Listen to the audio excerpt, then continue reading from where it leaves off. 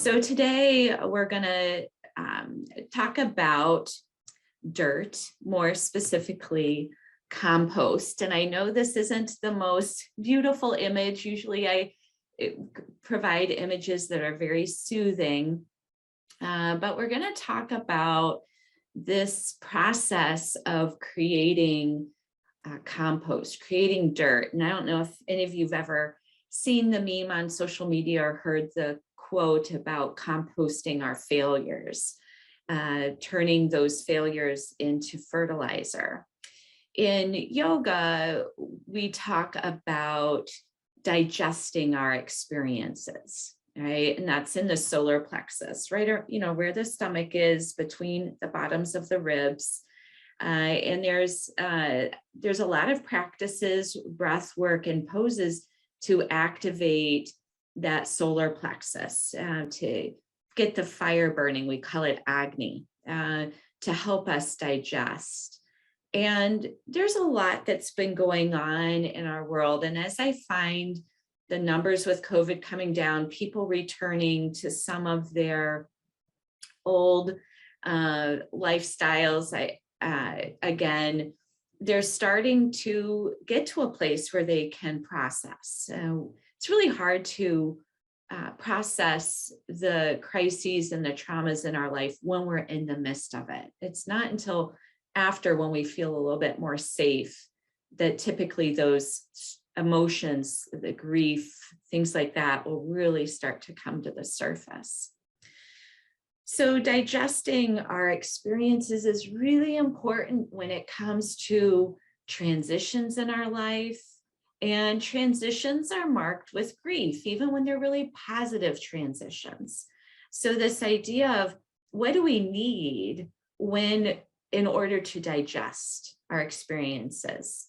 I have a dear friend who's moving at the end of the month, and he, practices meditation regularly, is very athletic, and was able to retire early. And so he hasn't worked in the last couple of months in preparing for this move, but he was talking about how his stress level is almost higher right now than even when he was in this very high level position with his company. But he's a brilliant mind. And we were talking because he's constantly consuming podcasts and, listening to books, reading. I mean, he loves chewing. But something I said to him was, I think he needs to decrease how much content he is taking in right now, because he needs that silence, not just in meditation. The meditation isn't going to be enough time. It's certainly substantial. And sometimes when we're going through transitions, seated meditation is extremely challenging. Sometimes we have to do more of a mindful, like a movement mindfulness, like walking and being mindful, but creating time for us to be quiet. Okay.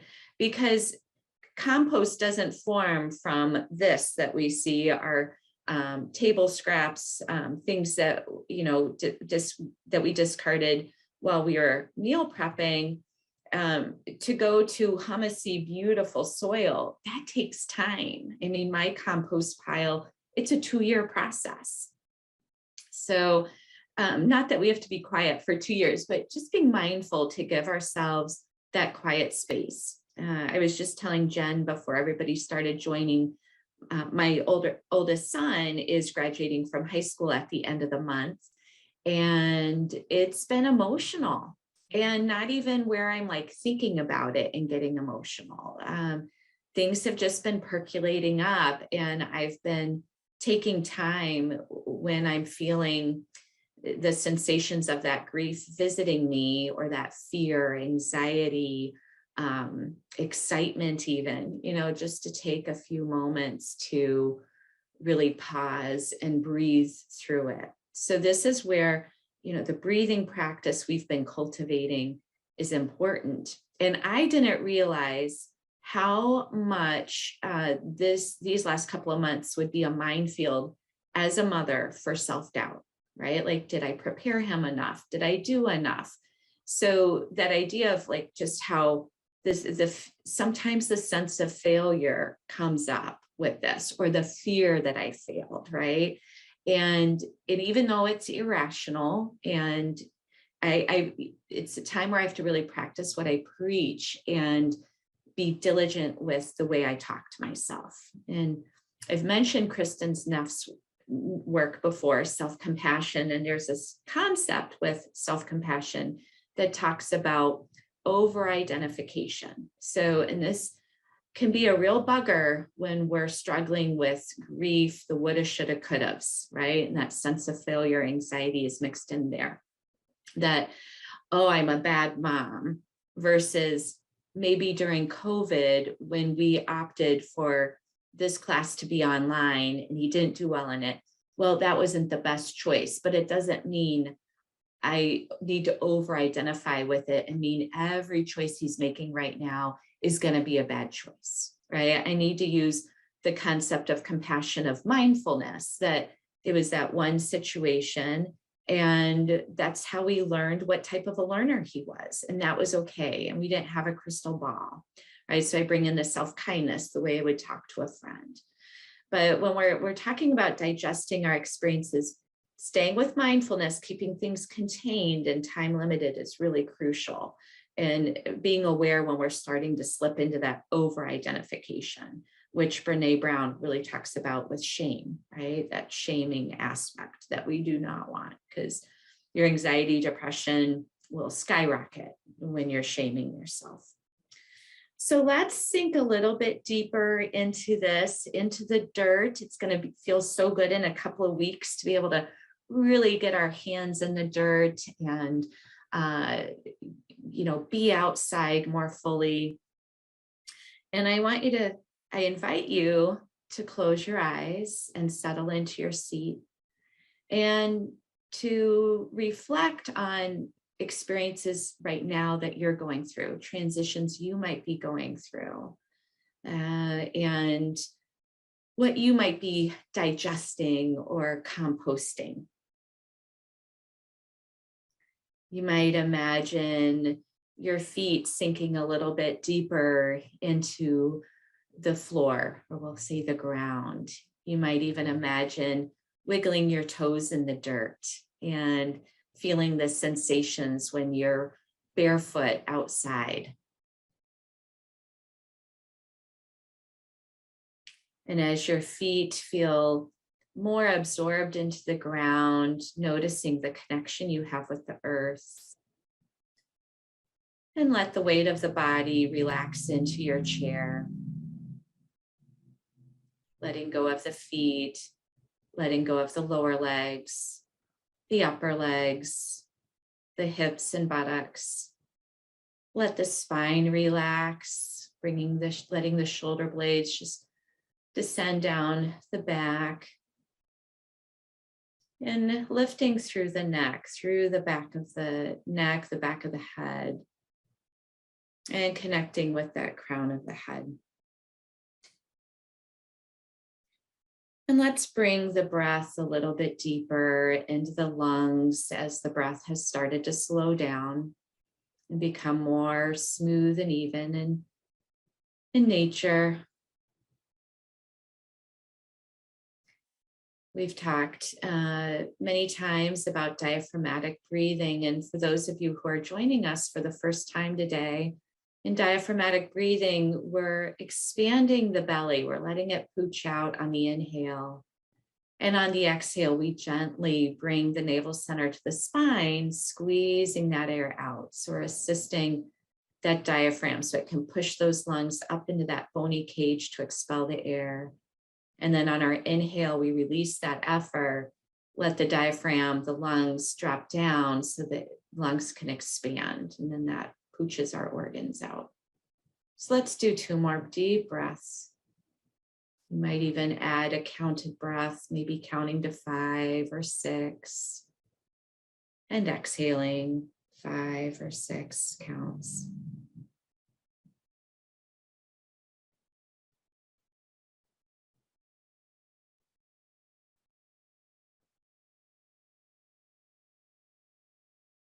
And I'm going to teach you another breathing technique, and this could be really helpful when we're digesting, to release the heat. For those of you who practice yoga, there's what's called lion's breath. And lion's breath is when you breathe in, and you all have to bear with me. I'm going to be a little vulnerable here because it's not the most, it's not pretty, but you breathe in through your nose, and then you breathe out through your mouth. But you can also add in your tongue, and I'll spare you, but you can bring your tongue out and try to almost get the tip of your tongue down to your chin. So when you breathe in, expand that belly. And when you breathe out, open your mouth, make a deep sound, and bring the tongue all the way out towards your chin. And you can do that a couple of times. Just release any of that angst or energy. Another one.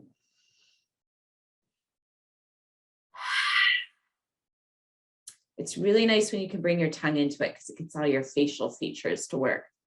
The other breathing technique is more of a straw breath, where you breathe in through your mouth as if you're sucking through a straw, and then you breathe out through your nostrils. So you'll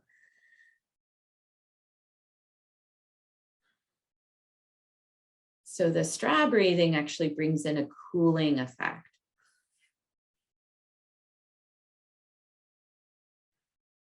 And when you purse your lips as if you're sucking through a straw, you can hear almost like a whistle.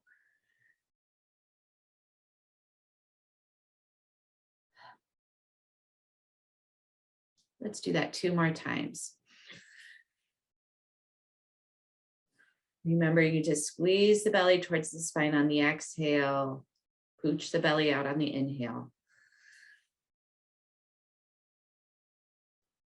Very good. So typically with straw breathing, it of course dries out your mouth.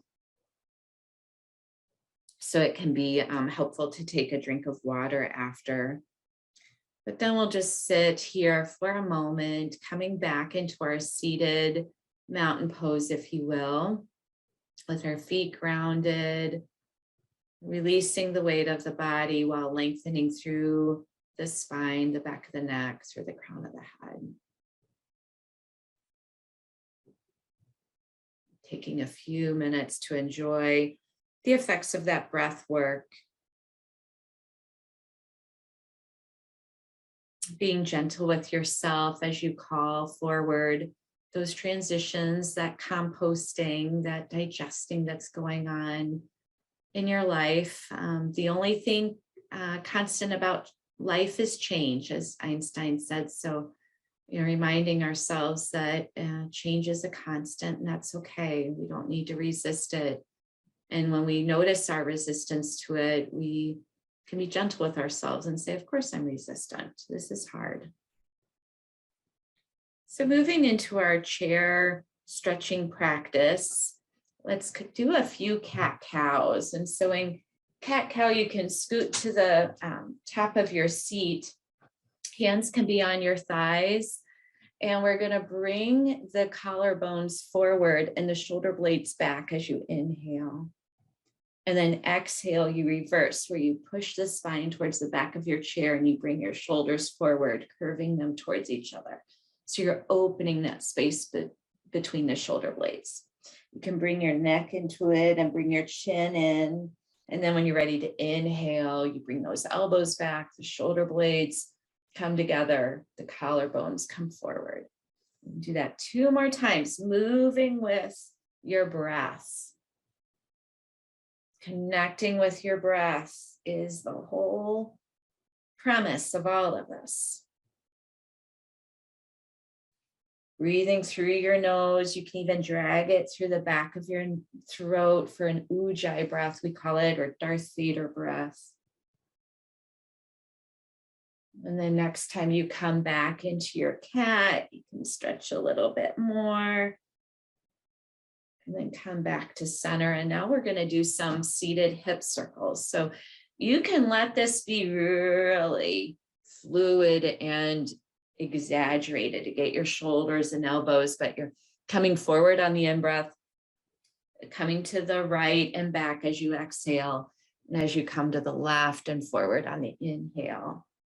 So this is a great warm up for the hips and the lower back. When you've been sitting a long time, this can be a nice one. Next time you come back on your exhale, reverse direction. There you go. Just really enjoy the movement here, loosening up those muscles. Okay. And then when you've done an equal amount on both sides, we'll recenter ourselves and bring our hands to the shoulders. And we're going to twist to the right and the left, but we're going to go a little bit faster. I'm going to move up a little bit more on the top of my seat. And then you can bring in the breath. So breathing in when you go to one side and exhaling to the next. So it's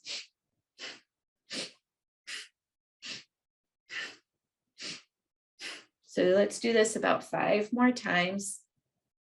So it's a little bit brisker. It wakes up our spine. One more time on each side. And then we're going to bring the hands down. Bring your left hand on top of your right shoulder and bring a little bit of pressure as you come down towards your elbow. Now, there's a little divot right in your elbow bone, and I want you to take your middle finger and just gently apply pressure. This is an acupressure point for your immune system. You don't want to press hard, just enough where you can feel the pressure. And hold that until you can start to feel a bit of energy from there. And then go ahead and squeeze out through your arms as if you're taking off gardening gloves. And then we're just going to massage the sides of our fingers and then you can almost feel like you're getting the dirt off energetically. I do this in meetings all the time. I'll just rub my fingers and it just helps. And then we're going to do the other side. The right hand comes to the left shoulder. We just gently bring some pressure as we move down the arm until we come to that little divot in the elbow. Use your middle finger to lightly press there. You can let that arm hang until you can feel some benefit from that maybe. If you don't worry about it. And then we'll continue down the lower arm and then massage the fingers on the left hand. Hope that's feeling good. I love these. And then we're going to do some wrist circles. Reverse direction. And then let's bring our hands to the lap and lift our right foot and leg off the floor. And let's just do a shake. Like imagine you've got dirt on your feet and just need to shake it off. Or you've got your boots, you've been hiking and you've got some mud on there and you're trying to get that mud off before you get in the car to go home. Bring that right foot down and lift the left leg and shake that out. Better yet, shaking the sand off from the beach or from the water. That'll be so nice come the summertime. All right, and bring both feet down to the floor. Now, a real helpful practice for digestion is making a fist. So you bring your thumbs in, bring your fingers over the thumbs, and bring them to either side of your belly button. And what we're going to do here is you're not pressing in, but you're going to fold over your lap so that the fists gently put pressure in that abdominal area where you digest. And you just fold over that. Now, if you experience any sharp pain, you can release your hands. This, it's not necessarily comfortable, but it shouldn't be painful. So go ahead and release your torso. Just drape it over your thighs. It works best if your legs are together so that you can create some of that pressure. And breathe.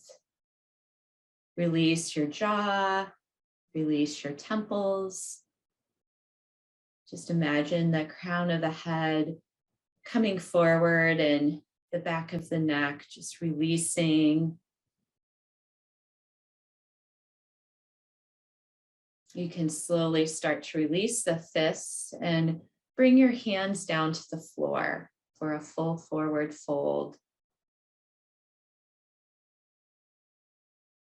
Take another deep breath in. And on your exhale, start to walk your hands over to the left. So to the left, the outer edge of your left foot, if that's available to you. Take a few breaths.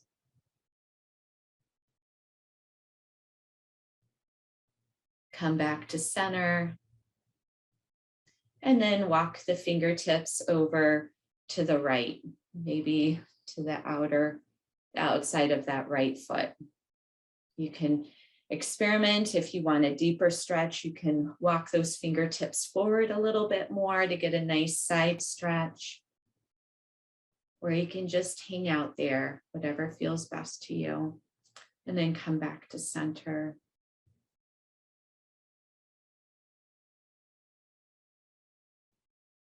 And then we're going to slowly start to sit back up into our seat. And we're going to stretch over to the left. So really sinking the sits bones down, lifting through the crown of the head. And then to the right.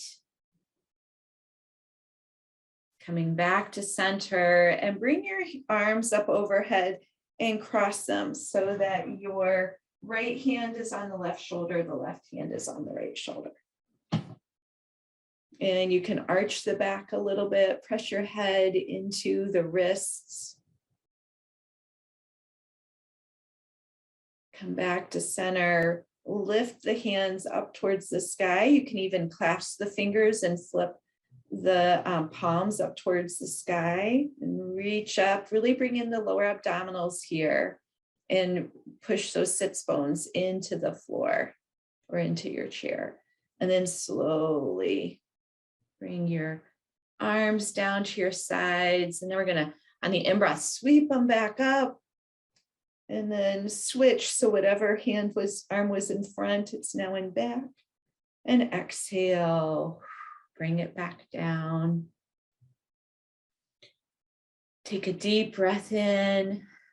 And then let's use our right hand and come to the belly, just on the inside of that right hip. And with circular motions, you can even use your fist here, like we did earlier. Make little circles, and we're going to go up in a circle, like going counterclock or clockwise from the right hip up along the base of the right ribs over to the base of the left ribs and down. So we're moving with the colon, and you just make a circle. And that's a great way to activate the digestive system. So there's more advanced practices, but not really appropriate to do that here. But if you're ever interested in more, you can always contact a yoga studio and get involved there and deepen the practice. So let's look at the time. Perfect. So that brings our stretching portion to an end. You can do some shoulder circles, reverse direction, do whatever is going to help you to sit back into your chair again. And this time completely relaxing into your seat. It's not like we're in our mountain pose where we're lengthening through the spine. You can totally slump here. I'm going to read a poem to you that I read a lot when I was in undergrad and when I was in graduate school, because a big part of digesting our experiences is, well, one, you have to have experiences in order to digest them. You have to have experiences in order to experience failures and successes. And those experiences require risk. And there was a lot of times when I was younger, similar to my son now, where you don't have that lived experience. I don't have this lived experience yet of a kiddo graduating. So I'm going through that. You know, when we go through the loss of a family member, if we've never experienced it before, right? There's all these risks. You can really question yourself and doubt yourself at times. So feel free to close your eyes and I'll read you this poem by William Arthur Ward. To laugh is to risk appearing a fool. To weep is to risk appearing sentimental. To reach out to another is to risk involvement. To expose feelings is to risk exposing your true self. To place your ideas and dreams before a crowd is to risk their loss. To love is to risk not being loved in return. To hope is to risk despair. To try is to risk failure. But risks must be taken because the greatest hazard in life is to risk nothing. The person who risks nothing, does nothing, has nothing, is nothing. They may avoid suffering and sorrow, but they cannot learn, feel, change, grow, or live. Chained by this servitude, they are a slave who has forfeited all freedom. Only a person who risks is free. So taking a deep breath in and breathing in whatever words you connected with or phrases that struck a chord with you. And we close with the keyword compost. And in the earlier slide with the poem, I had that empty furrow, right? The soil that we had filled with compost, and now, right, all the tulip farms, if you are seeing the pictures of that. I have a high school friend who just traveled through Holland and it's gorgeous. If any of you are interested in learning more about the self-compassion concepts, Kristen Neff has a beautiful website, 2 wonderful books, really 3, Self-Compassion. She just came out with Fierce Self-Compassion, and then she's got a workbook. And our contact information is above. So feel free to reach out to us via phone, email. You can find these recordings on our Ascension Wisconsin EAP YouTube channel just by searching it up on YouTube. Unfortunately, we weren't able to post last month's recording, and we apologize for that. There are some technical glitches, but we do plan on having this one posted either by the end of this week or early next week. So we hope you can join us again next month. It's always the first Wednesday at noon, the same Zoom link, same passcode. And if you have any questions, you can email us about those R&R sessions as well. But we appreciate you joining us today and hope you have a great rest of your day and week. Thank you.